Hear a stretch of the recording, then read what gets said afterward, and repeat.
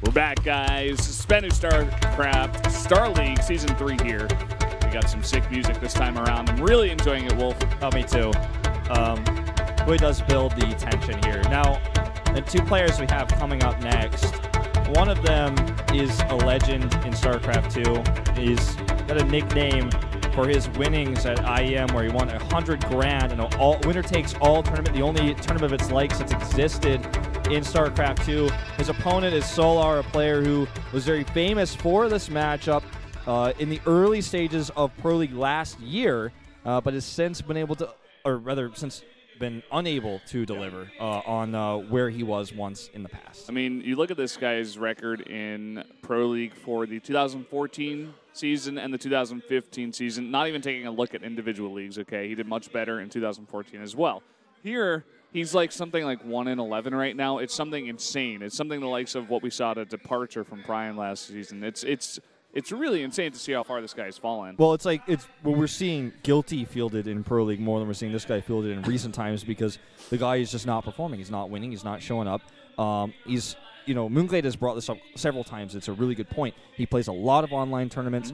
He stays up all night. His condition for Korean tournaments is not very good. He does well overseas. And this is another of the things where it's like, for this player, clearly the focus is somewhere else. Maybe he really just wants to be one of those. He wants to be a Hydra, or he wants to be a Polt. He wants to be the one who's in the fans' spotlight and doing well in front of the foreigners. Not to say something too out of the winds here, but like, imagine, Hydra. He's here in Pro League. He's doing not so well. He goes over there. He wins every single tournament. We got a guy like Solar over here doing terribly in Pro League. He goes abroad. He gets like top 4.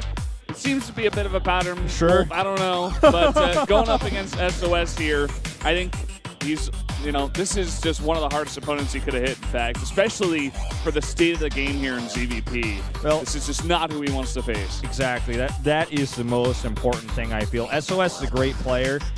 He's very inconsistent outside of best of ones, even though he just got an all kill recently.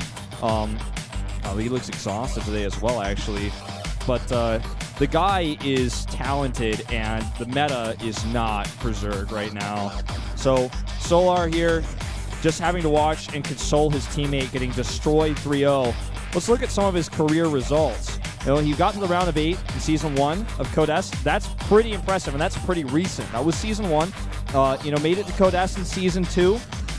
Did one of those IEMs he did decently well, and I couldn't read exactly all of those stats on there. Some of them are in Korean, of course.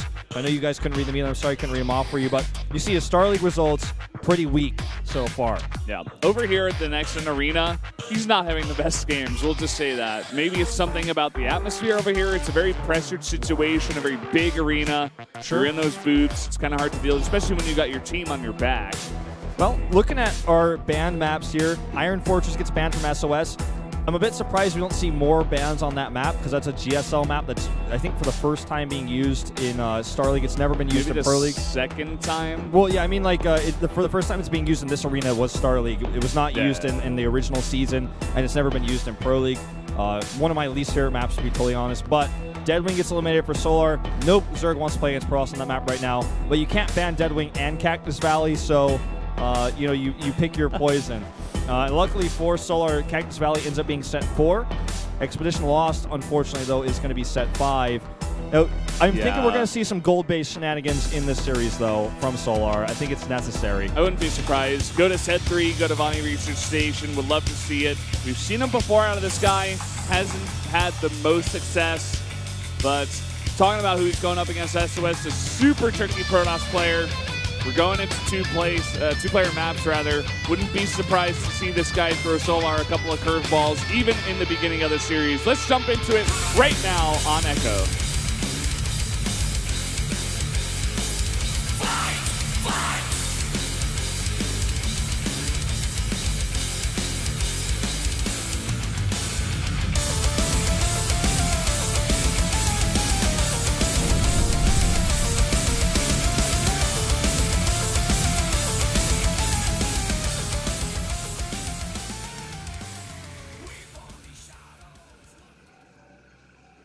Down here in the bottom right in the blue, our Protoss player from the generic Green Wings, it is SOS.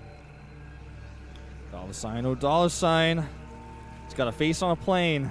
He's also got that patch that Maru has. Yeah. Small man. Short man. Short man, rather, yeah.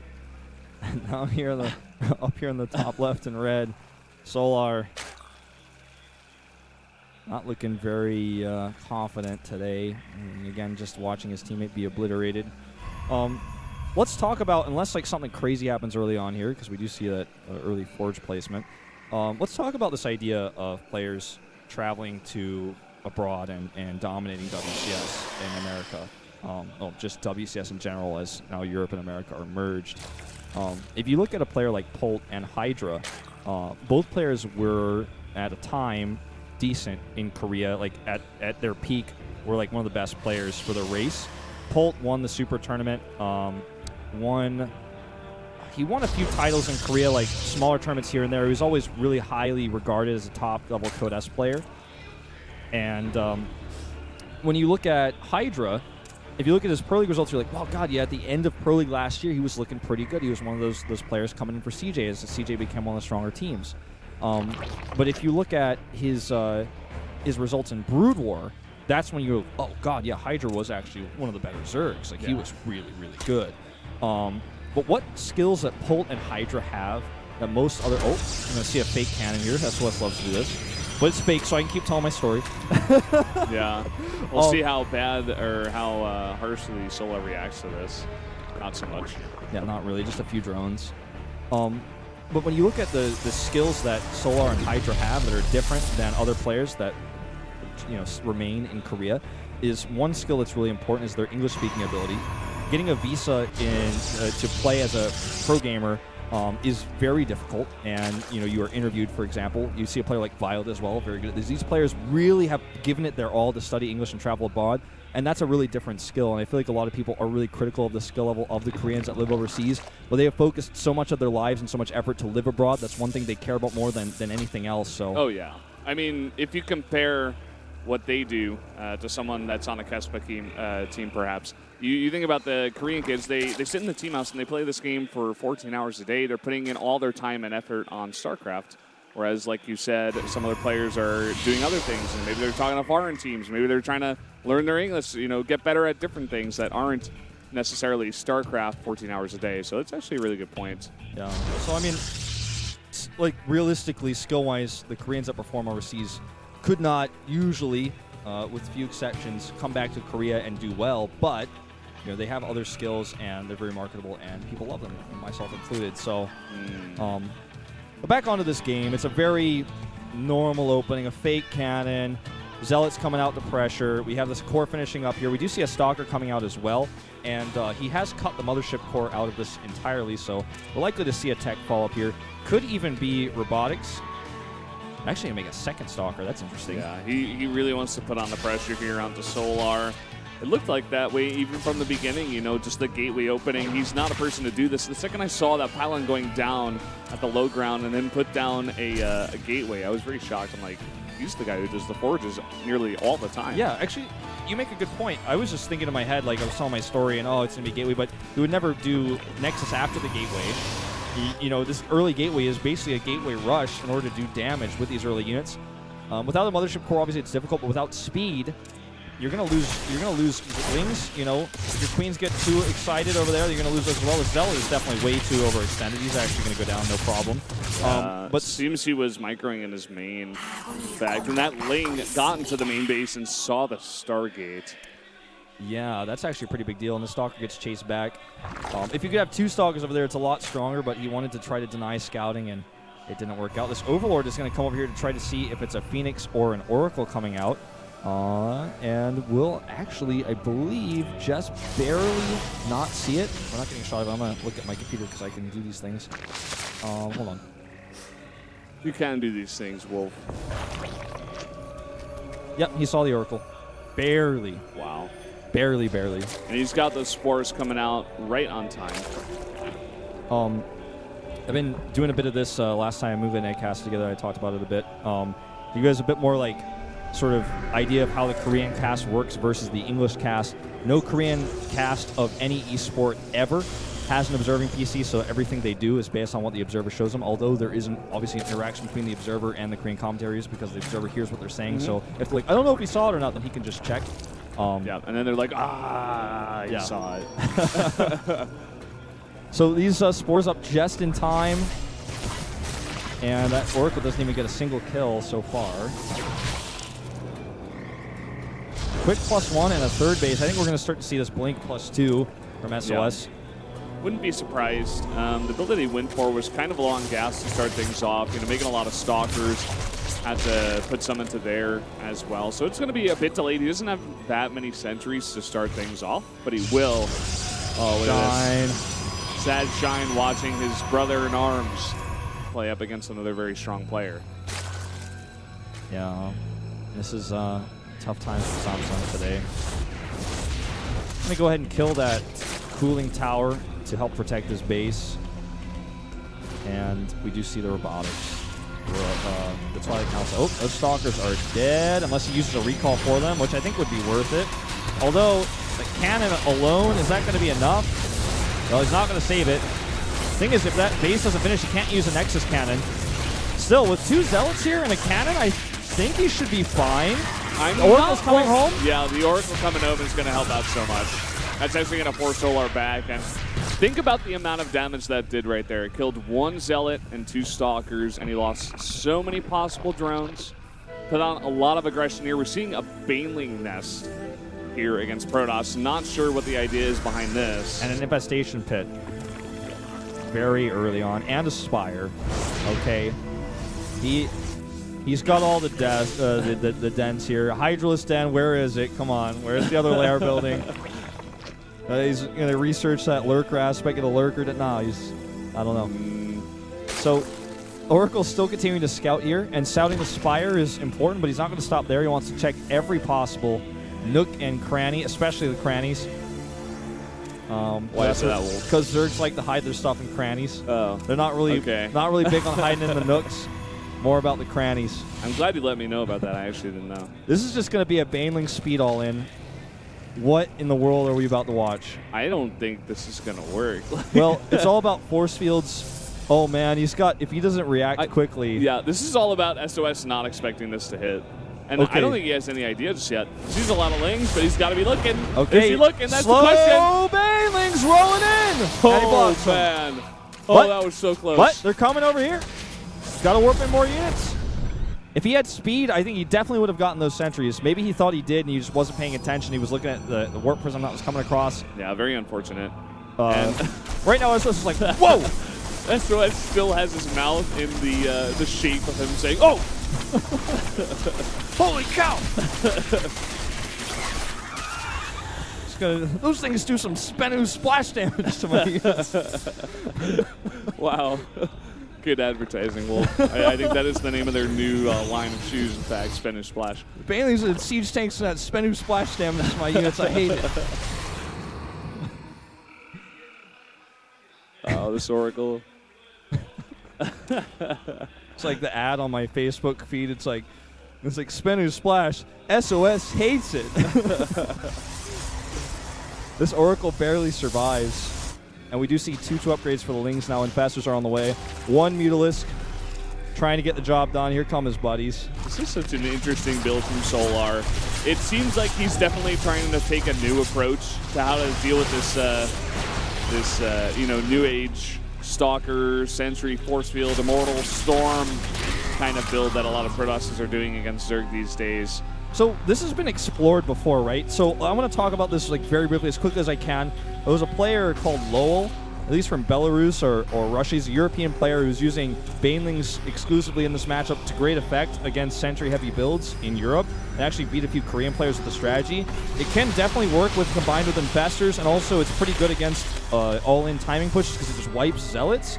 But what we've seen players in the past use this like in the beta of Wings of Liberty. It's like, okay, Banelings pretty much blow up everything. Let's make them until Protoss players realize that if they just have sentries, they just force out the Banelings out and they win the fight. Now, with Infestors, it becomes a little bit more complicated because you can lock the units in place. You can also kill sentries that don't have that many hit points with like 3 fungals and start to go down. But it's definitely not standard. And let's see if SOS can respond to this, because he wasn't around for that experimentation time that we had like back in the beginning of Starcraft 2. Yeah. It's going to be interesting to see. Already, the response here, he just added one extra Stargate. He's trying to bait in those Phoenixes there, but not quite able to take out like 4 or 5 or 6 mutas there just with those small amount of Phoenixes.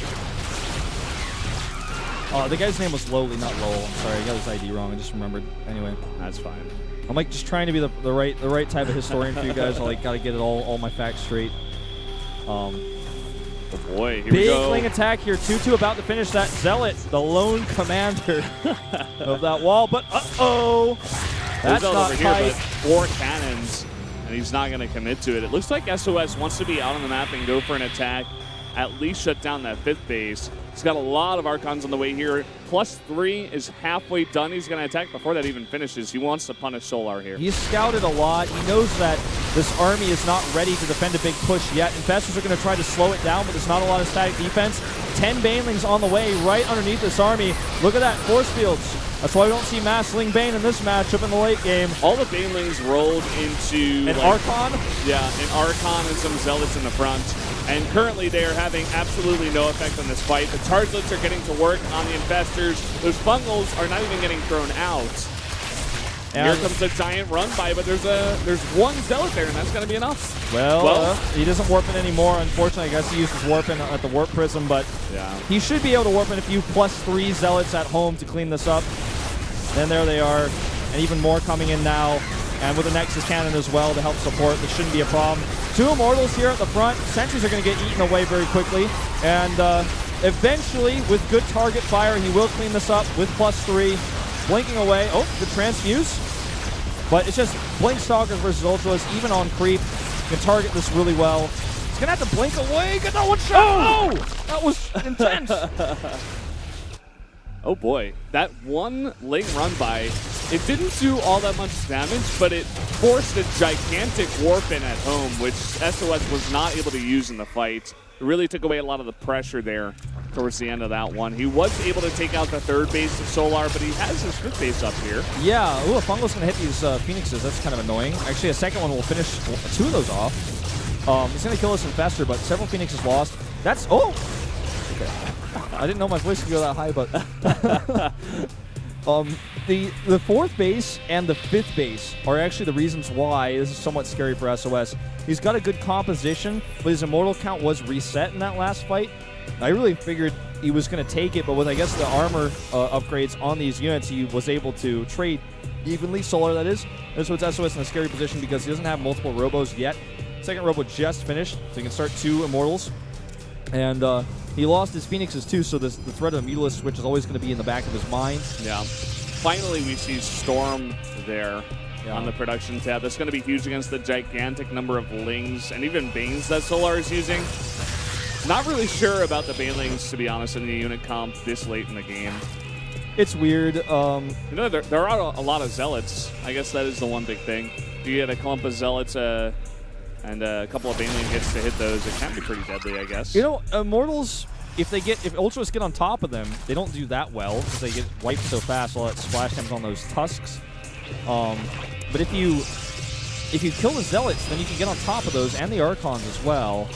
Maybe that's the idea. Kill the blocking units, kill those Zealots, and then get in on top.